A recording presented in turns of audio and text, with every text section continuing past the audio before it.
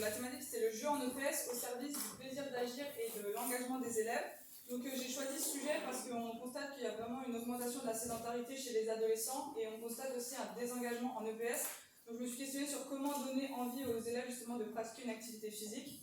Donc il y a 3 notions fondamentales de mon mémoire. La première c'est le jeu, donc je me suis inspirée d'un jeu de cartes en tennis de table de Jean-Paul Monnet qui consiste à donner des avantages à soi ou donner des désavantages à l'adversaire.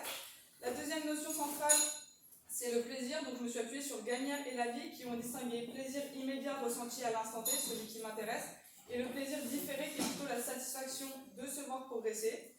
Et enfin, dernière notion, l'engagement, donc créer à travers montrer qu'il y avait plusieurs types d'engagement, et moi je me suis centrée principalement sur l'engagement comportemental et émotionnel. Donc j'ai pu aboutir ensuite à la problématique suivante. J'ai cherché à savoir dans quelle mesure il y avait un lien positif entre l'utilisation du carte technique comme modalité de jeu et le plaisir d'agir éprouvé par les élèves, lui-même corrélé à un engagement plus quantitatif et qualitatif dans la tâche. Donc ensuite, j'ai pu émettre 3 hypothèses différentes. La première, ça serait que le plaisir ressenti par les élèves en situation ludique est plus important qu'en situation ludique, et encore plus pour les élèves qui n'apprécient pas l'activité enseignée. La deuxième hypothèse, c'est exactement la même, mais cette fois concernant l'engagement. Et enfin, la dernière hypothèse, ça serait que les différences de plaisir et d'engagement, elles vont être plus ou moins marquées selon le profil des élèves. Donc pour vérifier ces hypothèses, j'ai mis en place un protocole dans l'activité badminton avec une classe de 4e que j'ai séparé en plusieurs profils pour analyser les résultats. Donc les élèves qui aimaient le badminton et ceux qui n'aimaient pas, mais également les élèves scolaires, timorés et surengagés. Donc à chaque séance, les élèves vivaient une situation ludique et une situation analytique.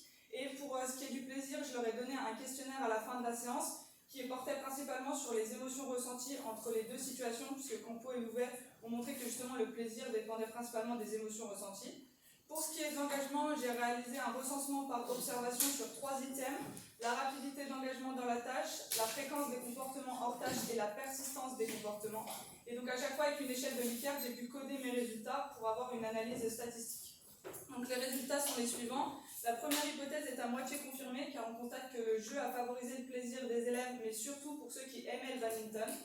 La deuxième hypothèse, elle est complètement confirmée puisqu'on constate que le jeu a favorisé l'engagement de tous les élèves et encore plus de ceux qui n'appréciaient pas le badminton. Et enfin, la dernière hypothèse est également confirmée puisqu'on a des différences importantes de plaisir selon le profil des élèves avec un impact 100% positif pour tous les élèves. Par contre, pour ce qui est de l'engagement, on a un impact 100% positif pour les scolaires et les surengagés, mais un impact 100% négatif pour les élèves timorés. Donc ça montre bien qu'il y a des différences importantes du jeu sur les élèves selon leur profil.